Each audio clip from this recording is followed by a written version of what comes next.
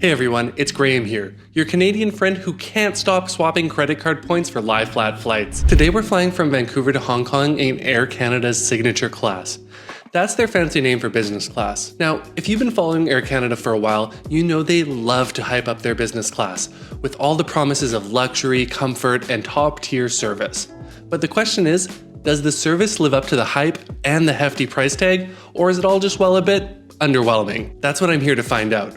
We'll go over every detail of this journey, from the lounges, to the in-flight experience, to how I booked this whole trip using Aeroplan points without breaking the bank. Trust me, I've got some travel hacks in my back pocket that you won't want to miss. Vancouver, Canada's gem of a city, known for its mountains, ocean views, and unpredictable weather. But no matter how gray the skies might get, there's one consistent. Vancouver International Airport, YVR, is hands down one of the most beautiful airports in the country. And I don't say that lightly. The sheer amount of natural light, the clean architecture, and little touches like the giant aquarium in the international terminal give YVR a certain charm that not many airports can match. It's the kind of place where you feel like you're already in a destination even before you board your flight. Now, as much as I love the airport, I have to confess, I miss the business class check-in area. Don't ask me how. Maybe it was the excitement of the day, or maybe I was just a little too eager to get to the lounges, but somehow I ended up in the regular check-in counter. Here's the funny thing though, it was a ghost town. I mean, absolutely no one was in line. So even though I technically fumbled my way into the wrong area, I was through in no time. Self-service kiosks are always fun, right? You print your own bag tag, struggle to attach the tag to your bag until a nice agent helps you, and then drop it off in the robotic bag drop, which scans your bag and whisks it away on its own high-tech adventure. Sometimes it's a little oddly satisfying to see the robots take our jobs in real time. Now, here's where things get a little controversial for me. If you're not familiar with YVR, let me explain. The airport has an international section that is completely separate from the domestic and transporter areas. Only passengers with international flights can access this part of the airport. On paper, this sounds great. It keeps the terminal less crowded, which is definitely a perk, but I've got to be honest, I'm not a huge fan. Why? Because I'm the type of person who loves to explore every inch of an airport, and having everything separated like this means I can't just wander around and check out all the different sections. I don't know, maybe I'm the crazy one. However, once you get into the international section, it is not hard to be impressed. The design is stunning. You've got luxury shops, beautiful string lights overhead, an aquarium, and did I mention the river? Yes, there's an actual river running through the middle of the shopping area.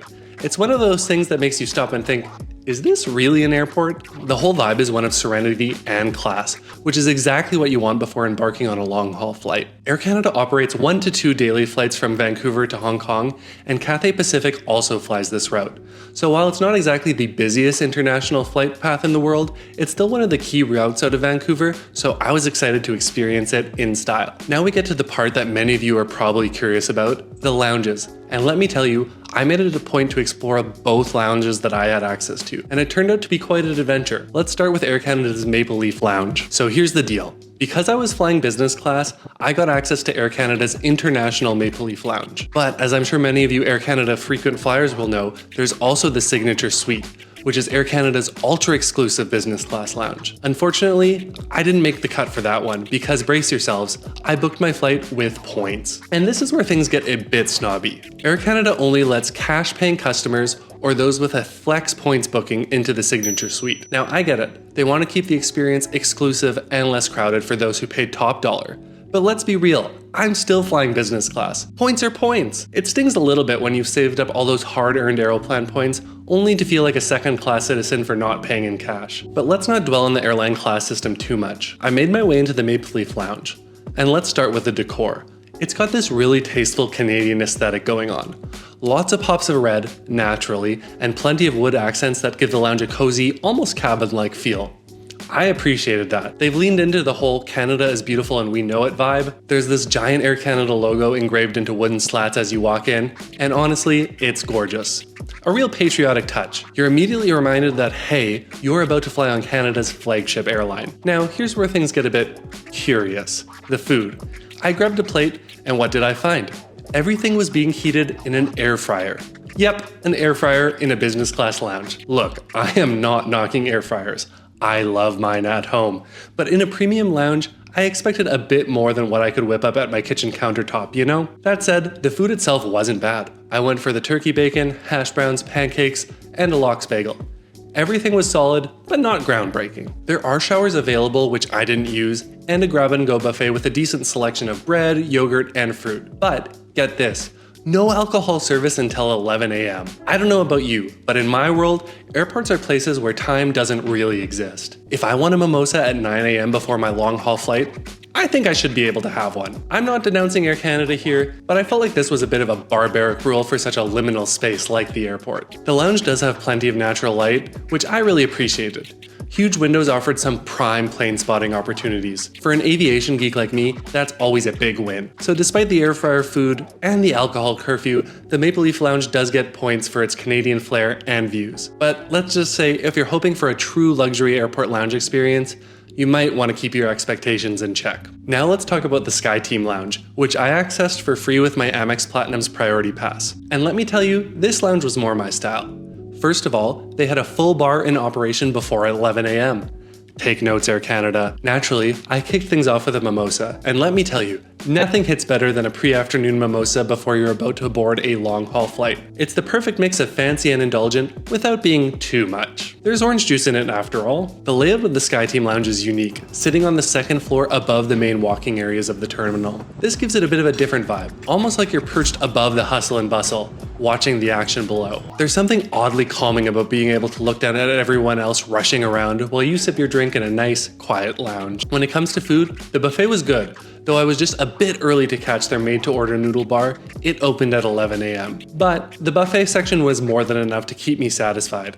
And unlike the Maple Leaf Lounge, this place was empty. There weren't any large SkyTeam flights departing that early in the day, so I had the lounge mostly to myself. Another feather in the SkyTeam Lounge's cap was that they had an actual bartender that will make you pretty much whatever you want. Maple Leaf Lounges tend to just have self-service alcohol, which is nice, but there's something extra luxurious about getting a custom cocktail made for you before your flight. You just feel like a VIP. I've got to say that the SkyTeam Lounge really won me over.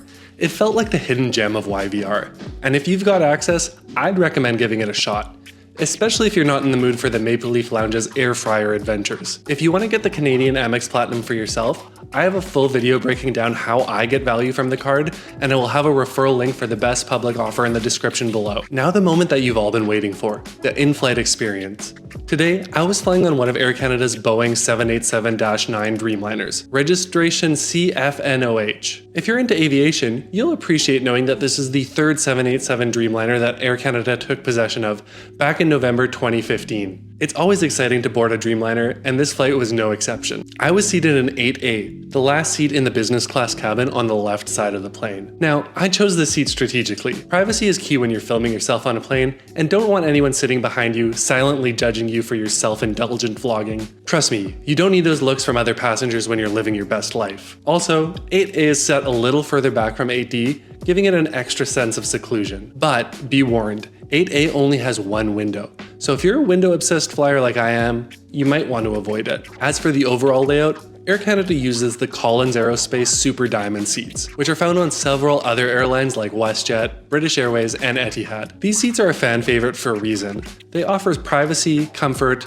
and everyone gets direct aisle access. I can't tell you how much I appreciate not having to crawl over someone to get to the bathroom mid-flight. The seat itself, sleek, comfy, and surprisingly customizable. You've got a touchpad to the left with a ton of options, from lumbar support to even a massage feature. Now, don't get too excited. The massage function is more of a gentle nudge than a deep tissue experience, but hey, it's fun, and I used it more than I'd care to admit. Compared to the similar seats on other airlines, Air Canada's version has less storage than, say, WestJet.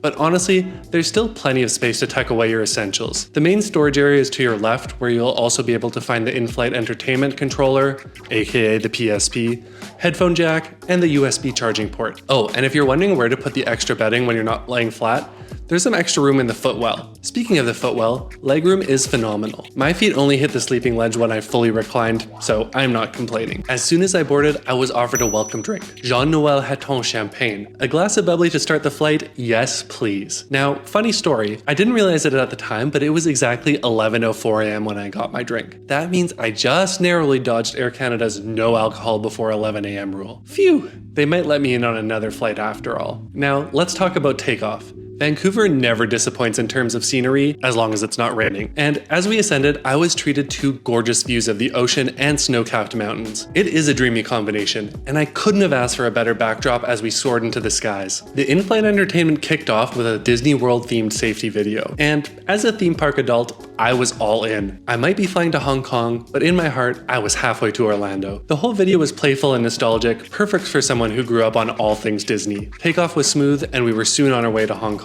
Now on to one of the most important parts of business class flying, the food. The menu was printed in English, French, and Cantonese, which I thought was a nice touch, considering our destination. There's just something about a multilingual menu that makes the whole experience feel more polished. I started off with an Aperol Spritz, a signature cocktail on this flight, and was served warm nuts. Honestly, I don't know what it is about warm nuts on a plane. This is the only time I have them, I swear. Now let's talk about the appetizer. A Mediterranean meze platter. It included hummus and other things that I'm not going to attempt to pronounce. It was also served with warm bread. The presentation was on point and everything tasted incredibly fresh. I washed it down with a glass of Chilean white wine, and honestly, it was a great way to start the meal. For the main course, I opted for the creamy Dijon chicken leg, which was prepared with a garlic chili pasta and asparagus spears. The dish was marketed as a Hawksworth signature dish, meaning it was crafted by the Michelin-recommended Hawksworth restaurant in downtown Vancouver. The chicken was tender and flavorful, but the garlic chili pasta, that was the real star of the show. The perfect amount of spice, and the pasta itself was cooked to perfection. For dessert, I had the option of fruit or chocolate fondant. And come on, you know me, I chose the chocolate. It was rich, decadent, and the perfect way to end a meal.